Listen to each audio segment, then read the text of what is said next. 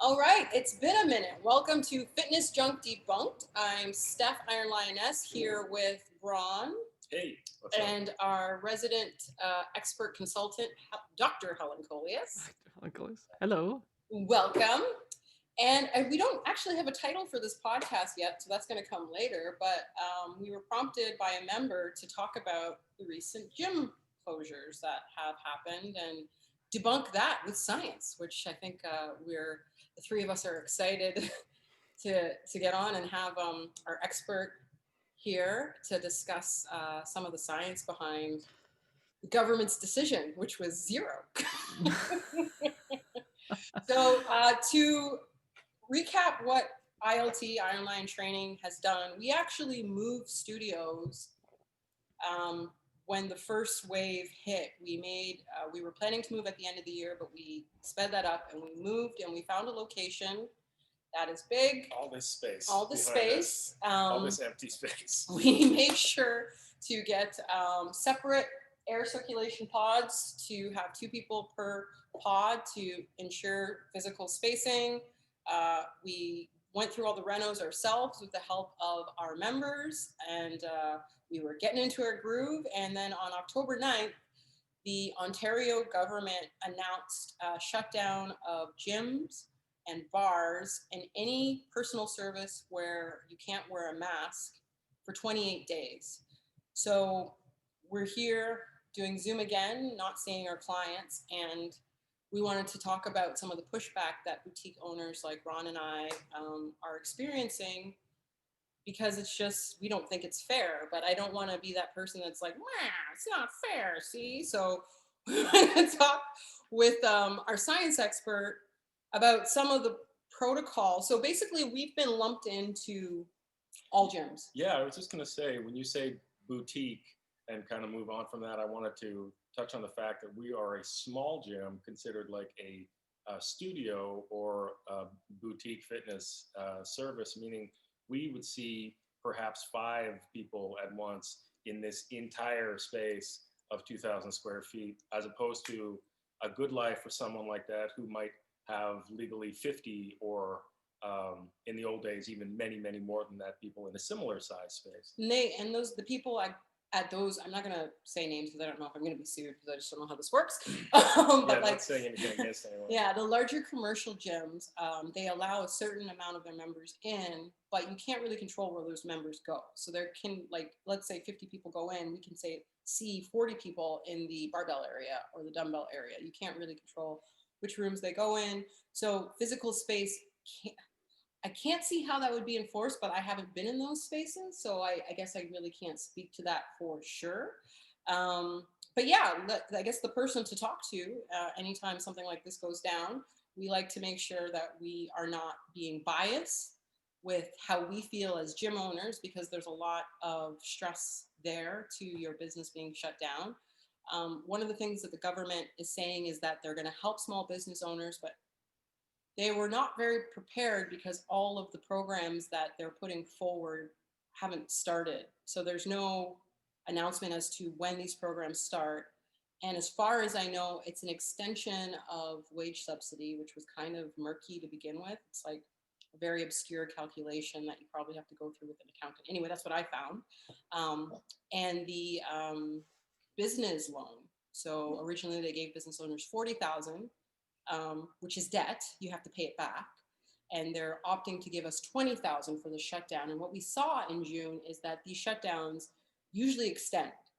So it's like November 6th, we might just extend it if we can't get our COVID infections under control. Yeah, yeah. So with the shutdown, it's been a week and the numbers have continued to go up. And what we've seen is people are migrating out of the three regions which were affected. So it was Toronto, Kiel, and Ottawa. When it was announced at 1:30 on Friday, October the 9th, we, hold on, I'm going to pause this for one. Actually, I can't pause it. Uh, we,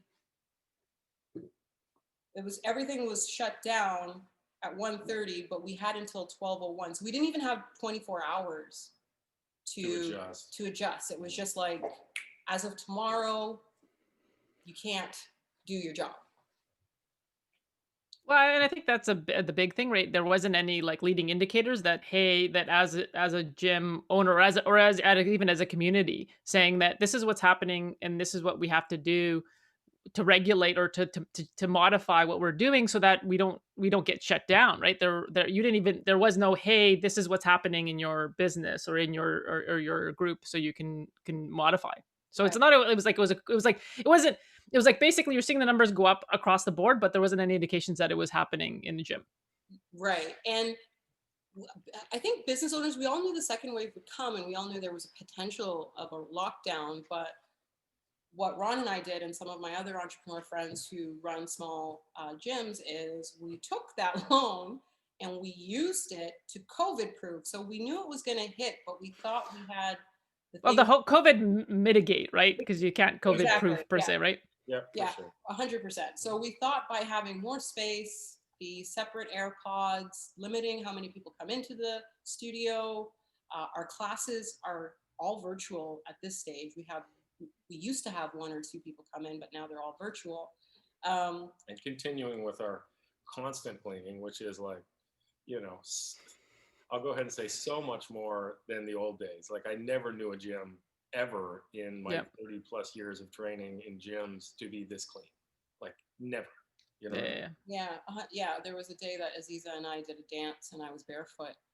And anytime I'm barefoot, I'm always like, I can't look at the bottom of my feet. I looked at they were clean because like this place was mopped. Gym is clean. Like Ron was very happy. It's Yeah. very I clean. was also very happy.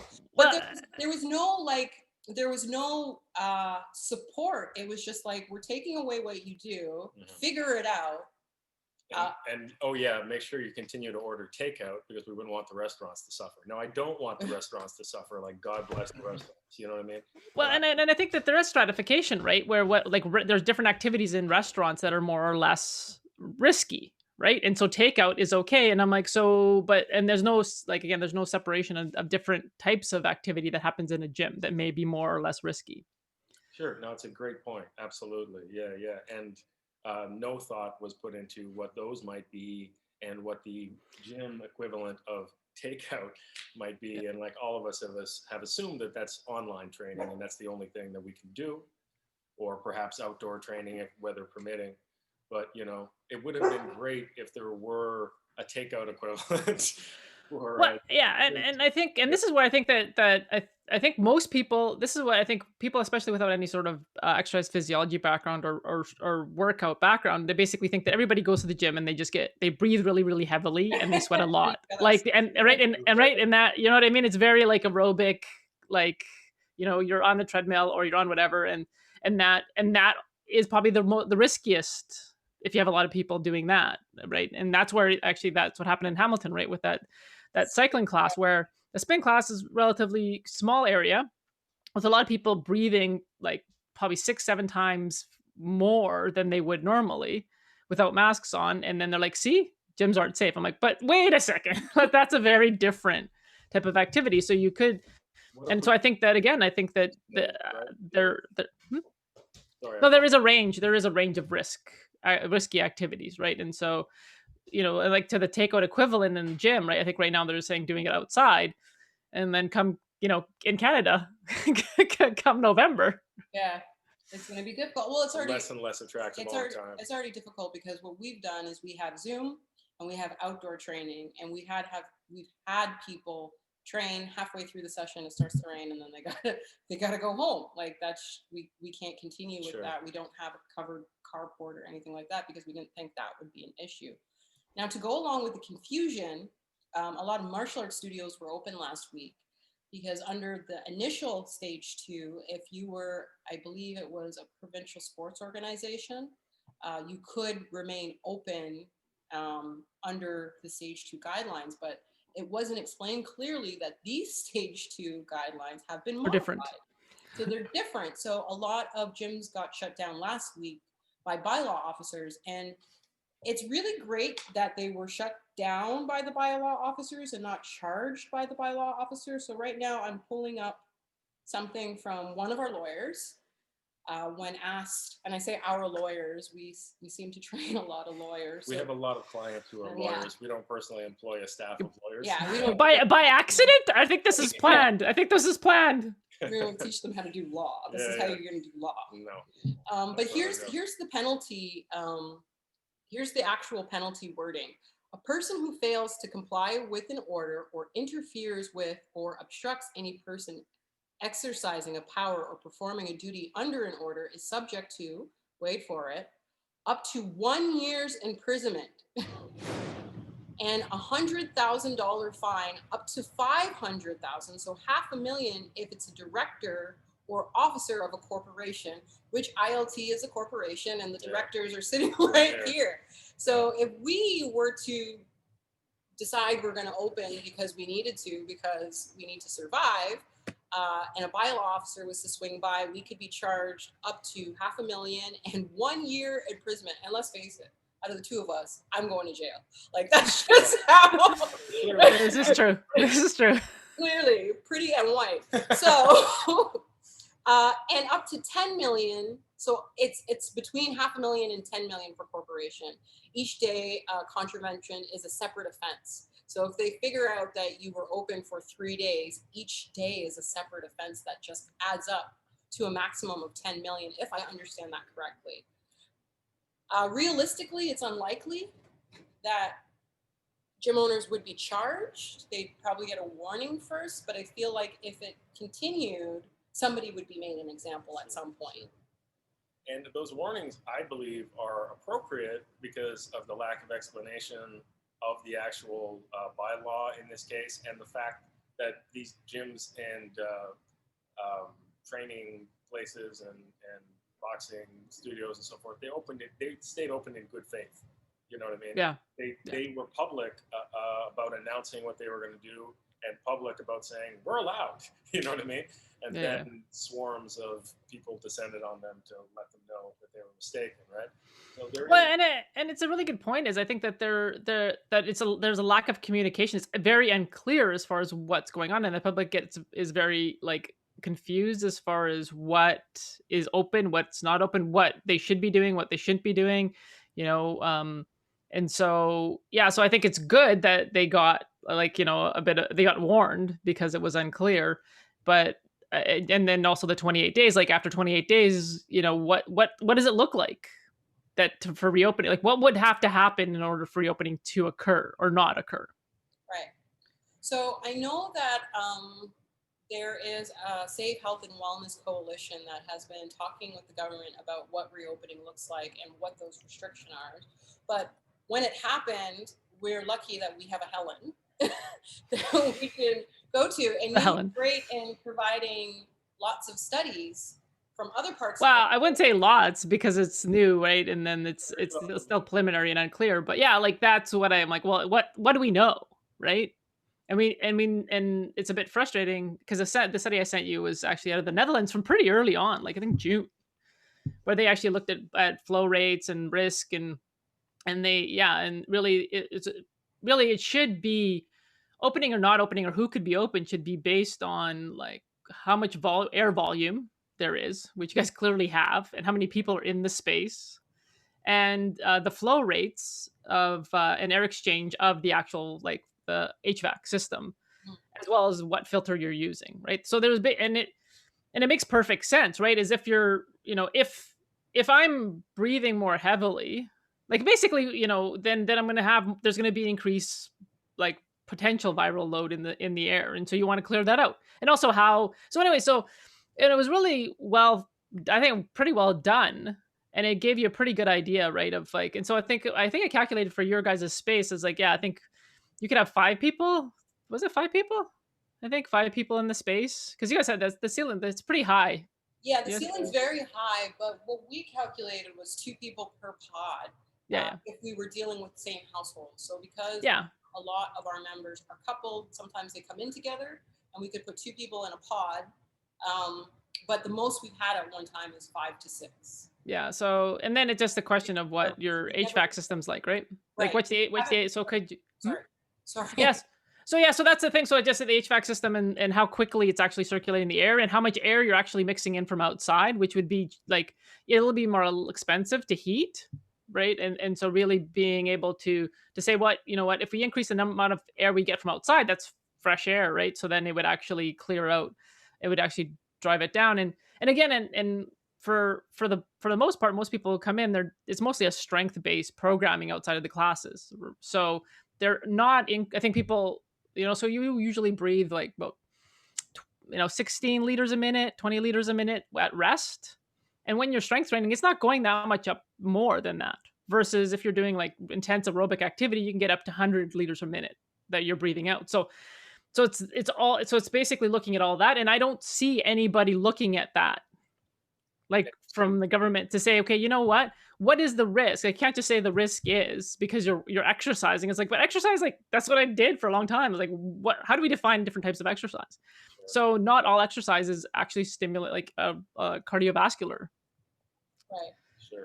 Exactly. So yeah, so I think it's great. I think that the way you did the pods, that's really good for households. But at the same time, two people are still gonna have double. They're still gonna actually be there's gonna be double the people actually breathing in and out. Right. For Right. sure. We're going to link to this study that Helen is referencing with the understanding that it is one study.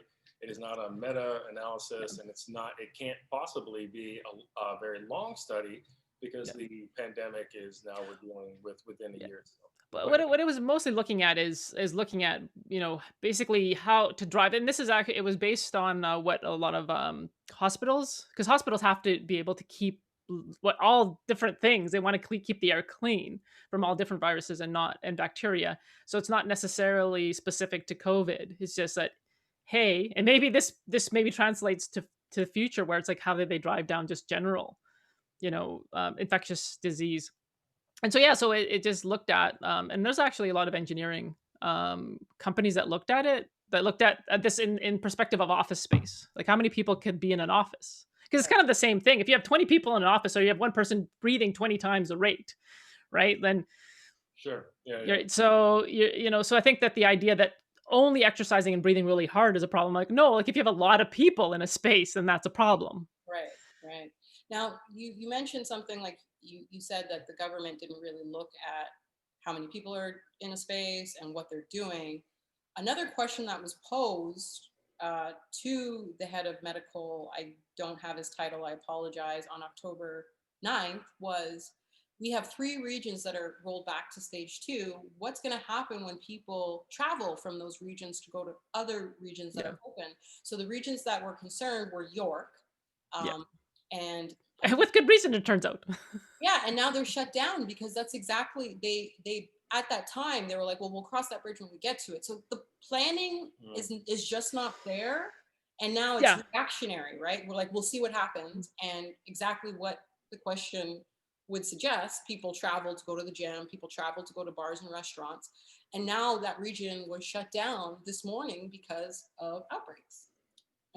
Yeah. Yeah. Sad.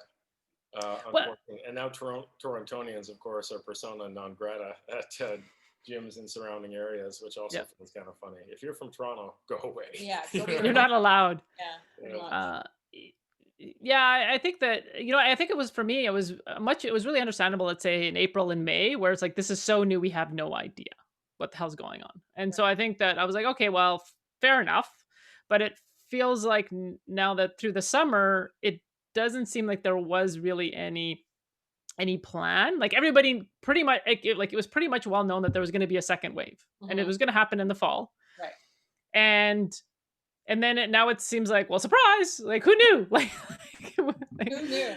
who knew? It And, doesn't. so that's really where I'm like I don't understand how we're in this boat right now without really. It doesn't seem like there's, and I think a lot of even the general public, not outside of the gym aspect, the general public is like, what are we supposed to be doing? What are we like? It's just a lot of confusion. And then, for a while there, it's like you can't meet up with your friends in their house, but if you go to a restaurant, that's okay. Like, Sure. so there's a lot of mixed messages around risk. Mhm. Or now you couldn't invite anyone over with their children, but you're going to send your children to a Yeah, school to school. like 500 other kids with no no space limitations. I mean, Yeah. no attention to social distancing Yeah. necessarily, no ability to limit class sizes, and Yeah. so on, right? So it's Well, an and same thing with public transit, right? Public transit is like, well, where you're like, you're supposed to be 6 feet away, except for public transit, where there probably won't be that much space for you. I don't know if they have officially admitted it, but I feel like the TTC here in Toronto is the Toronto Transit Commission. Yeah. I feel like they need to say we can't really guarantee social distancing on. I think they have. They have. Yeah, They actually, yeah, because I think somebody mentioned it, and it was on Twitter. And Twitter, the TTC account, the official account for the official Twitter account for TTC, basically said that we're doing our best, but there's some lines that we just can't. Yeah. yeah. And here's the thing: people accept that, you know what I mean? And yet here we are doing our Well, best yeah. as gym owners, being able to offer more guarantees, if anything, and we're not allowed to do business. You Well, know? it does really feel like, okay, we've deemed certain things very important, and we're going to allow risky behavior to occur in those settings without really trying to do much to mitigate further, right? Where it's like, well, like with public transit, it's like you could just increase the number of buses or subways that come through, and then you could just drive down the numbers, right?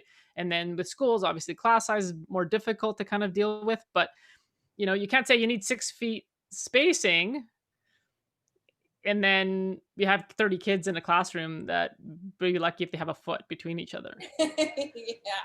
Yeah, so I think that, and then ultimately it feels like you're kind of sacrificing what's deemed non-essential. Right. Sure, sure. Now, so we've talked, like, we can sit here and talk about all the ways this is wrong, Yeah. and how we're affected by it. But what we're trying to do this week is turn it around as to how we are going to continue to motivate our members and clients through this time, because Yes. the uncertainty has caused, not only like ambiguity and people not understanding, but also the hits keep coming when it comes to mental health. Like, you are not allowed to see your friends. In some cases, you can't travel to see family. Now the gym is taken away, and that is something that we know helps people with their mental health. Now we're doing things by Zoom, but we do have members that just can't do it because they're working via Zoom, and it's just Zoom and One more thing. One more thing. one more thing, exactly. And in Canada, we're going into our 40 days of night. Now, we're not as bad as up north. It's not exactly 40 days of night, but it's dark, and we're starting to feel the effects of weather change, winter being colder. So how do we, being beat up by the system, motivate our members and clients, also being beat up by the system, to continue to work on their health? And we have an idea. And we have an I idea. have an idea. What can we do? Let's have a work session now. So Ron and I had a hell of a summer. Yeah, we had a very busy summer. We moved our business. I wouldn't call it busy. I would say it was hell. It was tough. No, Yeah, no, I'd be with Steph. It was. I don't think you guys had a busy summer. It was just it was a hell summer. we visited hell this summer. We worked through it. It's not nice. Don't go there. Yeah, it's horrible. There's a reason that it's called hell. But we moved. We did all the rentals ourselves because we were short on money. We also experienced loss. There was just a lot happening, a lot of hits, and we were able to get through it, still loving each other, which a lot of people are confused about. Yeah. I'm impressed. But we did that because when shit gets out of control, it's like, what can we control? And what are the simplest things that we can work on? So for about 6 weeks, we batted around some very simple habits, and we ran them by Helen as well. And we put together a 60-day program. Now, the 60-day program is called this Better You in 60. It doesn't boast weight loss. It doesn't boast a better bench or a heavier deadlift. What it does boast is that I'm going to put an asterisk, might feel better. And that's depending on how results will vary. Well, yeah, exactly. But we look at very basic things that you can use for like physically, emotionally, and mentally. The emotional part, we were like, do we call it soul? Do we call it spirit? Do we call it inner ghost, but we'll just call it emotional. So we came up with very basic habits, and uh, we used to do PN Pro Coach. We still do, but a lot of people, that's a program that's really in depth. You get a lot of emails. And some people, it's too much, especially right now, to stay on top of. So what we try to do is strip what we know of the core habits, bring it down to bare bones. And it's like, what can we do to set us up for success daily with our habits? So we put that together, and we're going to start promoting that tomorrow, which is Tuesday. And we hope that you tell your friends, because this is one way that we're trying to stay in the game, keep our members in the game, and keep our mission to them current, which is shit's going crazy. Everything's like, nothing is certain, and we just need to control what we can control, and let's skim it down to the basic rather than trying to do complex, complicated programs, complex, complicated eating. Let's try to control what we can control. So for some of the parents out there who are trying to work with their kids and drive this kid here and drive this kid there while working at home, what can you do to make your life a little bit easier that's very simple? That is not added stress. Like, we're not going to tell you go do a meal prep and do all the chicken breasts and all the broccoli and all the things that people fear about programs. We try to take that out and try to make it, I don't want to say it's comfortable, and I don't want to say it's easy. There are things that are difficult to do when shit is going wrong, but we're hoping that we can provide the support with Ron, Helen, and myself, and the rest of the ILT team to help you be successful. And I wouldn't say that Ron and I have been successful, but we have survived and we've kept moving forward. And I feel like we were able to do that because we did it as a team. We asked for help from our friends. Helen is one of those friends. Helen was amazing during our move, by the way. She did so much things for us. Yeah, Helen can do anything. Saved our lives and our bacon so many times. Ooh, So bacon. asking for help, being a team, communicating clearly, but also having something for your members that you can, we are going to have to sell this, because again, I would love to give things away for free. I would love to be in that position where we're those coaches that were like, here's a free program. But unfortunately, without the lead up and the planning, we are putting together something that you can purchase for 60 days and work with us and work through this difficulty, just controlling what you can control. Won't require special equipment, won't require anything complex or outside of your current ability to grasp, and might even seem like a low ball at first, but it's one of those things where if we nail down some basics, they become very powerful tools once we start to put them together, Right. And also there's a lot of buzzwords and things flying around, and people like being like, boost your immunity and do this and do all that stuff. It's also a place where we're not experts or gurus, but we know a lot of experts. We know a lot of people in the industry that if you do have questions, you can always come to us, and we can find science-based solutions rather than just, well, we think that if you use sage and cayenne pepper, then maybe, Yeah. which we do not take turmeric for your COVID, okay, guys? Seriously. But yes, exactly what you're saying. This is basically the goal of this podcast, Fitness Junk Debunked, is to help you defog and debunk some of the things that you might be hearing, and help you find simple solutions that aren't easy but simple and easy for you to follow. And like I said, we have experts in the field like Helen. Helen looks around. Who's she talking about? Ooh, where? Ooh. That hopefully we can get you on board with. And this is something that you can do with anybody in your household. So we would recommend that get your kids involved. And that's probably going to be the next podcast, is normalizing fitness with your family and making it a regular thing. But for today, we did just want to clear the air, but clear some of the confusion with the recent shutdown. And, I get really well-meaning messages about, why don't you just do this? Or why don't you just do that? I'm literally just trying to mind my business. and trying to do what we set out to do, what our mission is, and that's to help our clients and members and general everybody with how they can stay healthy through this. And health isn't just not getting COVID; it's also your mental well-being, your mental stability, which I know everybody is a little off right now because it's a lot. It's a lot, and it's okay to acknowledge that it's a lot. For sure, for sure. So that is it for us. We talked about the gym closure. We have a 60-day program, Better You in 60, coming out tomorrow. So you're going to stay tuned for more intel on that. I want to thank our resident expert, Dr. Helen Colias, PhD. If you come Is that redundant, Dr. If ever PhD? open again, there's a change room named after her because she made it. It's mine. There's a doorbell that she rewired, also named after her. Because she's awesome. So thanks so much for taking the time to join us, Helen. Thanks for having me. Well, we appreciate your friendship and we appreciate you taking the time. I know you're busy doing important things over at Precision Nutrition. This is important things. This is important things. And you have your little people that you take care of as well.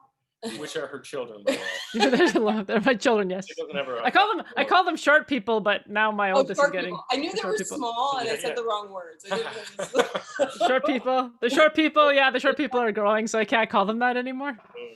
Yeah, one of them is quite tall. Like Maria's almost. I know, it's so crazy. Yeah, she's 5'5" right now. Oh, wow, crazy, man. And 12? 11. Wow. 11. Wow. Yes. So Helen's children. We're not really little people anymore. They're growing people. They're shorter people. Yeah. So the school thing we're dealing with, and yeah. Good times. My thoughts are go out to all the parents who are dealing with that kind of stuff, and to all the businesses that are shut down right now. It's a confusing time. I really hope everyone will just do their best to stay strong and continue, because at this time, a lot of smart business people will look at what's going on and say, okay, this makes no sense for me to stay in business. I should call it a day. Yeah. We can't do that because we're passionately involved with what we do. But it's a tough one, man. Well, yeah, like the financial equation, you're just like financially, if you look at it solely that way, then you're like, this makes no sense. Yeah. But if I think that the problem is, right, like with you two is like, you're so, yeah, like you said, passionate to help people. Like you really want to help people, because keep on telling, like, you should just charge more money. Yes. Yeah. Always with one client. With one client, and then you just have I think you really not start doing those diet plans that don't work, but people will buy. I know, but we just have too many ethics. It's the worst. Stupid ethics. Yeah, you guys and your integrity. I know. Otherwise, we just put everybody on the asparagus diet and be done with it. But I did hear, some of my fitness people I look up to who own gyms have decided to close because it's too much. And the one kind of quote that I heard that has been sitting with me, and I've been, looking at it and trying to push it away, is the juice worth the squeeze? And it's at this point, like last week when the news hit, we were supposed to do this podcast, we were supposed to do this program, and everything stopped for a week because I just couldn't. It was so much to deal with. And, people wanted to talk about it. And one of the things I want to remind people when you do talk to business owners is their proximity to it is much closer. So while it's just a thing that you're learning about, that's like, for me, it's my heart. And I had trouble even talking about it without getting emotional because it feels like a nightmare. It feels like, you did all the things, we didn't even think we could do all our renos. We got it all done. And we were starting to find our groove just to be like, no, shut down. You're just like the big box gyms. And it's like, that's the actual thing that we tried our hardest not to be. To provide something different. And even through this pandemic, to keep our members safe. And we used to be able to boast, well, gyms haven't had any outbreaks. But as soon as I started boasting about that, then fucking Spinco.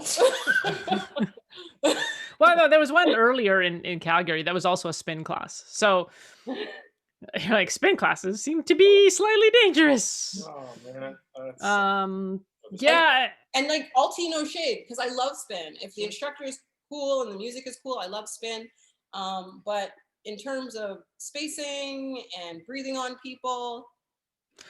Well, I would like this is the thing I feel for me is like if it was like scientifically based decision making, but I think that there's such gaps in the way that the data is being collected, right? Like right now, I think tracking and tracing is nearly non-existent. Like we're close to like 60% unknown. Like what? Right. Right? And so yeah, like the hope would be like through the summer that there was an upregulate, like you just got more people to trace and track and figure out where this is going, so you could actually effectively mitigate the outbreaks. But now it's and that's not happening, and so I think it's a bit it's kind of a chainsaw approach where you're just kind of we're gonna stop all of this. We're shutting all of this down because we really don't know where the outbreaks are happening. Mm. Chainsaw. Horror movie. Chainsaw, chainsaw horror movie. Yeah, yeah, exactly, Horror exactly. movie. So Pandemic. yeah, so I think that, but I do like for somebody who's your friend and who's a client, I'm like I really appreciate that what you guys are doing and how much you're really trying to do for your for the community, and Thank it's you. and it's special, and I think that I've been around long enough to know that there's very few places that care as much as you guys do. Aw. Thank you. On that note, I want to mention something we're doing with our clients just to close things out. As part of that, we're trying to help people with their diets who are too busy to do a lot of food prep. Oh, right. We're working with a cool company called Power Prep, who does meal delivery based on your dietary preferences, allergies, and goals. And a number of our clients have taken advantage of that already. Including us. Including us. We took advantage of it too. The food is Delicious, delicious. really Delicious. fantastic. I wouldn't say that because I really like good food. You know what I mean? I would just say, yeah, it's good. It's healthy. It's really, really healthy. Yeah. It's healthy, yes. Really tasty. We had our first delivery last night, Mhm. and when we put everything in the fridge, oh my gosh, the sigh of relief that I didn't have to worry about food. It's like just one Yeah. thing off my plate. So like when we go home, I just take this thing out, put it in the microwave for 2 minutes, and it's a delicious meal. So if you're interested in that, we have started our first 4 weeks, and then in November we start another 4 weeks. But if you're interested, you can jump on. You don't have to do the full week. You can pick how many meals you want. So if it's like, I just want 5 lunches, you can get 5 lunches for 4 weeks just to help you out, to help make better choices. Because I know during pandemic, cookies are a choice of mine that make, Sure. that make me feel good, and maybe my pants not so happy. So now we are moving on to trying to do a little bit better, and we're going to try to share those things with our members and with our friends. So yeah, And that's part of what the 60-day program will be about as well. Having a plan, controlling what you can, doing something. You know what I mean? And with that, I think we try to close out like 8 times already. So I'm going to say again, thanks to our friend and resident expert consultant, Dr. Helen Coleus, PhD. Doctor. And thank you to my partner Ron for being by my side always. Well, thank you. Through this pandemic. And I'm thank myself because I woke up this Thank morning. my damn self for showing up every day. Thanks for having me. On me. And I'm going to sign off and say our famous saying, which is live long and Find your power in the pride. And pizza. Find your power in the pride. In the pride. Hashtag. Thanks for joining us for our comeback. Don't call it a comeback, but Been here for years. but our podcast. Rocking my peers, putting suckers in fear. I hate you sometimes. Nobody likes you, Ron. I know. Anyways, thanks for joining us. Thanks for listening. Look out for that 60-day program and support small businesses. They need it and they will support you. So it's not a one-way street. You will get benefit from helping them because they will be around after if you continue to support your small business. Have a great day, friends, and we'll come out and talk to you soon. Bye. Thank you.